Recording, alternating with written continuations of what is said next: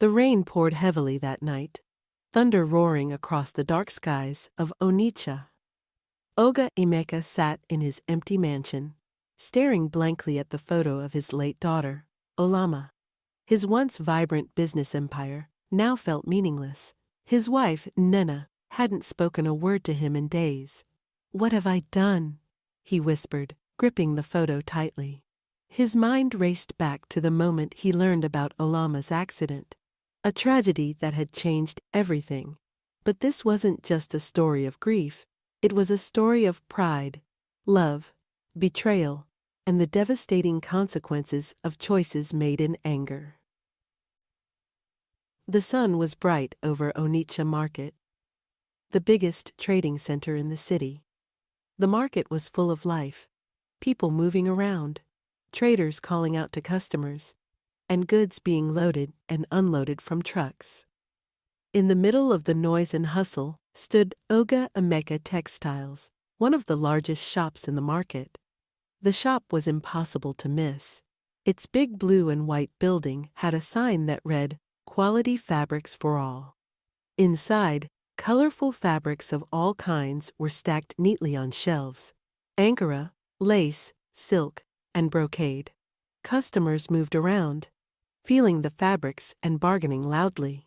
The apprentices, young men learning the business, worked hard to serve everyone. Emeka stood behind the counter, watching everything carefully. He was tall and strong, with a serious face.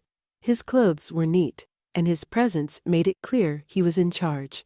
Emeka was not just a businessman, he was a respected figure in the market. Everyone knew he was strict, but fair. "Uchenna, help that woman with the lace," Emeka called out. "Ugo, stock the Ankara shelf." His voice was loud, and the boys moved quickly to obey. These boys were not just workers, they were apprentices. They came from different towns and villages to learn the fabric business from Emeka. They signed contracts to serve for a few years, and at the end, Emeka would settle them with money and goods to start their own shops. At home, Emeka had a family he loved deeply. His wife, Nena, was known for her beauty and kindness. She rarely visited the shop, but was the strength behind her husband's success. Nena was wise and supportive, and Emeka trusted her advice on everything. Their only child, Olama, was their pride and joy.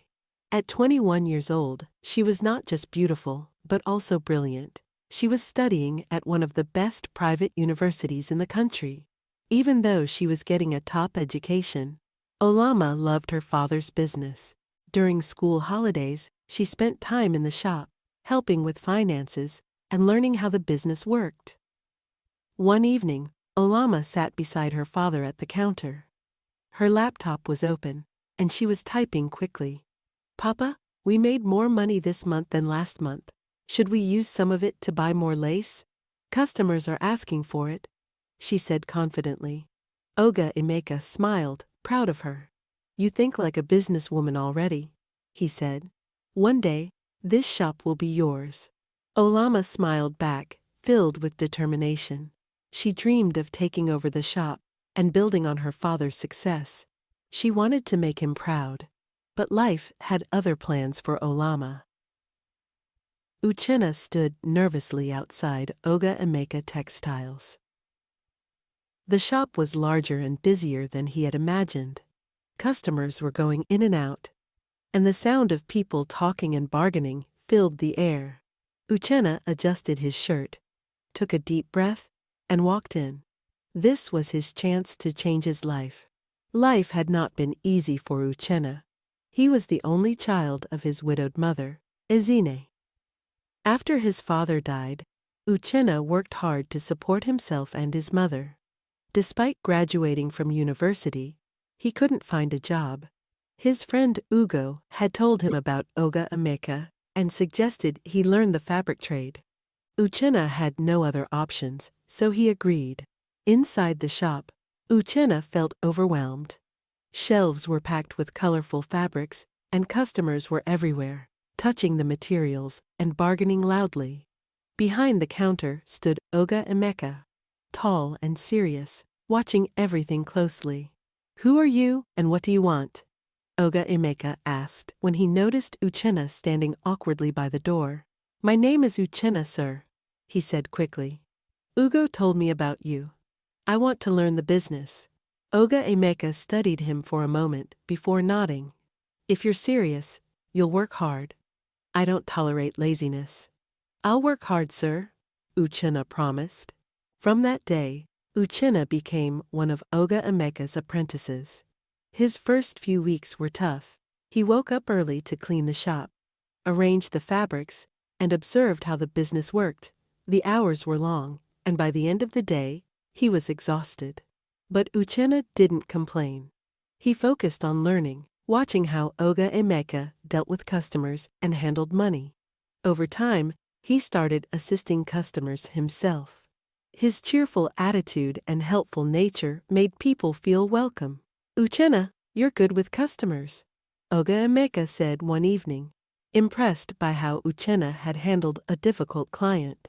"Thank you, sir," Uchenna replied, proud of the compliment. Even with his busy schedule, Uchenna never forgot his mother. He sent her part of his small allowance and visited her whenever he could. Ezina was proud of him, even though she worried about how hard he worked. The other boys in the shop liked Uchenna because he was kind and easy to get along with. He joked with them, helped whenever someone was struggling, and brought energy to the shop. But not everyone was happy about his success. Ugo, his childhood friend, started to feel jealous. He noticed how customers and even Omalicha were drawn to Uchenna. Ugo wanted the same recognition, and his envy began to grow. Uchenna, unaware of Ugo's feelings, continued working hard. He felt like he was finally building a future. But everything was about to change when his path crossed with Olama, Omalicha's daughter. That meeting would alter his life forever. It was a rainy morning in Onye market. The rain poured heavily, and many customers ran into shops to stay dry. Inside Omalicha Textiles, the apprentices were busy as usual, helping people choose fabrics and bargaining over prices. Uchenna was at the counter, smiling and chatting with a customer, when the shop door opened. A young woman walked in, closing her dripping umbrella. She was dressed simply but elegantly, and her calm confidence made her stand out. Uchenna didn't know who she was, but as always, he welcomed her with his usual friendly smile. "Good morning, madam. What kind of fabric are you looking for?" Uchenna asked politely, walking up to her. The woman looked at him with amusement. "Do you know who I am?" she asked, tilting her head slightly. Before Uchenna could answer, one of the other apprentices quickly pulled him aside.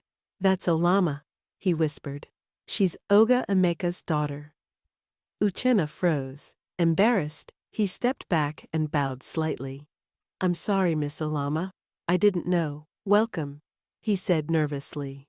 Olama smiled. "It's fine. You don't need to apologize," she said, walking past him toward her father's office. From that moment, Uchenna couldn't stop thinking about her. She was not only beautiful, but also carried herself with a grace that caught his attention. Olama, on the other hand, was impressed by his politeness and warmth. Over the next few weeks, Olama started visiting the shop more often. Whenever she came, she made small talk with Uchenna, asking about fabrics or joking about how busy the shop was. Uchenna enjoyed these conversations, but he always kept a respectful distance, knowing his place. The more they talked, the closer they became. Olama admired Uchenna's hard-working nature and the way he treated everyone with kindness. Uchenna, in turn, found Olama's intelligence and confidence inspiring. One day, Olama finally decided to speak her mind. They were standing near the shop entrance during a quiet moment. "Uchenna, I think I like you," she said softly. Her eyes meeting his. Uchenna's heart raced. He liked her too, but he knew the risks. "Miss Olama, I'm just an apprentice. Your father would never allow this," he replied, trying to keep his voice steady. I don't care what my father thinks, Olama said firmly. I know what I feel, and I know you feel the same. Uchenna shook his head, stepping back. It's not possible. Your father will never accept me. I can't put you in that position. Despite his rejection, Olama refused to give up. She was determined to show him that their love was worth fighting for. But rumors about their growing closeness had already started spreading. The other boys noticed their interactions, and the whispers soon reached Oga Emeka's ears. Trouble was brewing, and neither Olama nor Uchenna realized how much their lives were about to change. The shop was as busy as ever. But behind the scenes, rumors were spreading. Whispers about Olama and Uchenna had started circulating among the apprentices, and even outside in the market. Some of the boys had noticed how often Olama talked to Uchenna, and their smiles and laughter didn't go unnoticed. One evening, after the shop closed for the day, Oga Emeka gathered all his apprentices for a meeting. He stood at the counter, his face serious. The boys quieted down immediately, sensing the tension in the air. I have been hearing things I don't like, Oga Emeka began. His voice was calm, but there was no mistaking the anger underneath. Let me make this clear. My daughter is off limits. Anyone who thinks they can get close to her will regret it. Focus on your work and forget about her. The boys nodded quickly, avoiding his gaze. Uchenna's heart sank. Though Oga Emeka hadn't mentioned names, he knew the warning was meant for him. At home, Olama was starting to act differently. She became quieter, spending more time alone in her room. Nina, her mother, noticed the change and decided to talk to her. Olama, what's wrong? You've been so distant, Nina asked gently as she sat beside her daughter. Olama hesitated before speaking. Mama, I have feelings for someone, but Papa won't approve, she said softly. Nina raised an eyebrow. Who is it? Olama looked down. Uchenna, one of the apprentices in Papa's shop. Nina was surprised, but not angry. Do you love him? She asked. Yes, Mama, Olama replied. But he's afraid. He thinks Papa will never allow us to be together. Nina sighed and held her daughter's hand. Love doesn't follow rules, my dear. If you're sure about your feelings, then don't give up. But be careful. Your father won't make this easy. Encouraged by her mother's support, Olama became even more determined. She reassured Uchenna, telling him not to be afraid. Slowly, Uchenna began to open up, and their friendship grew into something deeper. They started meeting secretly, sharing stolen moments of happiness. But the rumors didn't stop. In fact, they grew louder. Ugo, Uchenna's best friend, started to feel jealous. He had always admired Olama from a distance and couldn't stand seeing her with Uchenna. His jealousy began to twist into bitterness. One day, Ugo decided to betray his friend. He approached Oga Emeka privately. Sir, I think you should know that Uchenna and Olama have been meeting in secret, he said. Oga Emeka's face darkened with anger. He didn't say a word, but immediately began making plans. Trouble was now unavoidable, and both Uchenna and Olama were unaware of the storm coming their way. The market was buzzing as usual, but Uchenna couldn't shake off the strange feeling that something was wrong. Ugo, his childhood friend and fellow apprentice, had been acting differently. He was quieter, avoided Uchenna, and no longer joined in the usual jokes and laughter they shared. Uchenna brushed it off, thinking Ugo might be upset about something unrelated. What Uchenna didn't know was that Ugo had gone behind his back. Fueled by jealousy and resentment, Ugo had told Oga Emeka about Uchenna's growing closeness to Olama. When Oga Emeka heard the news, he was furious. His precious daughter, his pride and joy, was secretly seeing one of his boys? He couldn't let this go unpunished. Without saying a word to anyone, he made a call and arranged for military officers to deal with Uchenna. The next morning, as the shop opened, Uchenna was busy arranging fabrics when two uniformed men walked in. They didn't ask any questions. Instead, they grabbed Uchenna by the arms and dragged him outside. "What's going on?" Uchenna asked, struggling to free himself.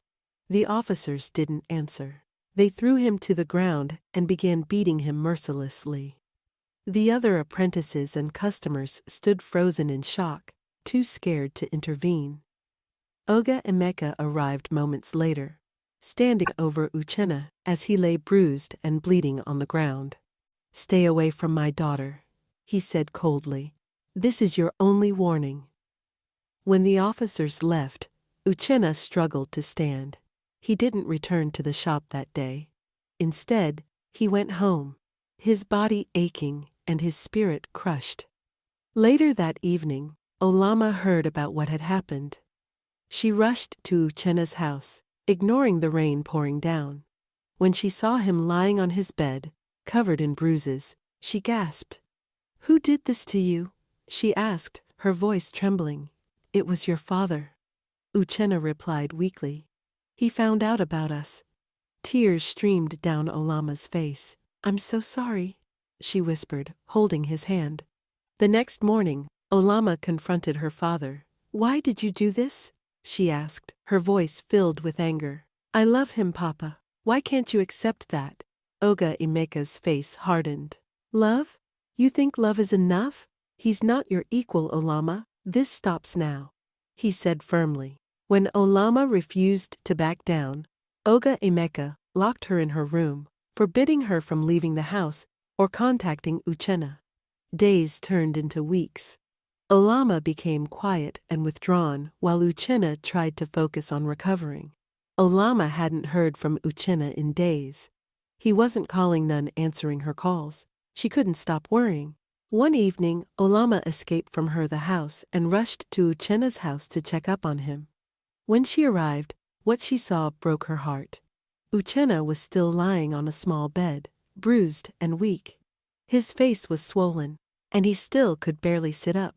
Olama's eyes filled with tears. "I'm so sorry. I didn't know my father would do this," she whispered. As they talked, Ugo, who had also come visiting Uchenna, watched from a distance. Jealousy burned inside him. He had always liked Olama and couldn't stand seeing her care so much for Uchenna. Deciding to take things further, Ugo called Onye. "Sir, Olama is at Uchenna's house," Ugo said. "I thought you should know." Within an hour, police cars arrived outside Uchenna's home. The officers stormed in, dragging Uchenna out of bed despite his injuries. "Leave him alone," Olama shouted, trying to stop them, but she was quickly held back. Moments later, Onye himself arrived. His face was cold and unforgiving. "Take him to the station," he ordered. "He has no business with my daughter." As the officers pulled Uchenna away, Olama screamed, "Papa, stop this! You're hurting him!" But Onye didn't respond. He ordered his men to take Olama home, ignoring her cries. At the police station, Uchenna was thrown into a cell without explanation. Ezine came to the station the next morning, begging to see her son, but the officers refused her every time. Day after day, she returned, standing outside the station and pleading with anyone who would listen. The stress began to take a toll on Ezine. One morning, after another failed attempt to see her son, she collapsed outside the station. Passers-by rushed to help, but it was too late. Ezine was gone. When Uchenna heard about his mother's death, he broke down. He collapsed in his cell and was rushed to the hospital. His injuries and grief left him weak and unresponsive.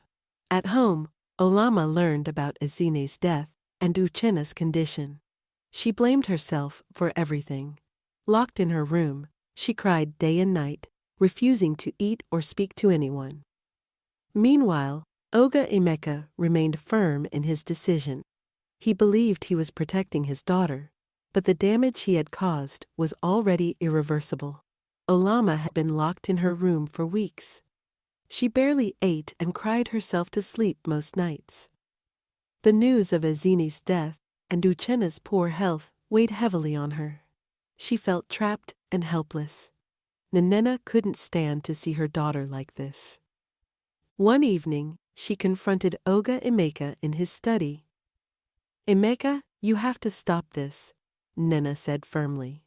"You've ruined Uchenna's life, and now Izini is dead. Look at what you're doing to our daughter." Emeka didn't look up from his papers. "I'm protecting her," he said coldly. "Protecting her? She's dying inside because of you," Nena snapped. "You call this love? You're destroying her." Emeka slammed his hand on the desk. "She'll thank me later. Uchenna is not her equal. I won't let her throw her life away." Nena shook her head, tears in her eyes. "If Olama dies from this, it will be your fault. You've already lost so much, Emeka. Don't let your pride take her too." Her words struck a nerve, but Emeka didn't respond. Instead, he finalized plans to send Olama abroad, hoping distance would end her connection with Uchenna. When Olama overheard the plans, she was devastated. She couldn't let her father separate her from Uchenna forever. The night before her scheduled flight, she bribed one of the guards watching the gate. Once free, she drove to the hospital to see Uchenna. The rain was heavy, and the roads were slippery, but she didn't care. Her mind was set on one thing: seeing him one last time. As she sped through the streets, her tears blurred her vision. She thought of all the moments she and Uchenna had shared, and how much they had suffered because of her father's actions. She didn't see the truck coming until it was too late. The crash was loud and violent. By the time help arrived, it was clear that Olama was gone. The call came in the middle of the night. Nena answered, her hands shaking. The voice on the other end was calm but somber. "Madam, there's been an accident. Your daughter didn't survive." Nena fell to the ground, crying uncontrollably. "You killed her, Emeka," she whispered. "Your pride killed our daughter." For the first time, Emeka was silent. The weight of his actions hit him like a storm. His daughter was gone, and nothing he had done to protect her had mattered in the end. Days turned into weeks. Emeka became a broken man, spending his days staring at Olama's photo. Nena, though heartbroken, decided to honor her daughter's memory. She used her resources to arrange for Uchenna to go abroad, giving him a chance at a new life. Before leaving, Uchenna visited Olama's grave. "I'll never forget you," he whispered. "I'll make you proud." Emeka, now a lonely man, was left with only regret. His pride had cost him everything. The love he tried to destroy had been the only thing worth saving. Years later, Uchenna returned to Onitsha, a wealthy and influential businessman. He rebuilt his life, establishing scholarships and business grants for struggling youth. At the foundation's launch, he dedicated the initiative to Olama and Azini, whose sacrifices had shaped his journey. Pride and prejudice can destroy lives, but love and resilience can heal even the deepest wounds. The end. Did you enjoy this story? Kindly let me know in the comments section, and do not forget to like, share, and subscribe for more interesting African folk tales. Bye friends, see you next time.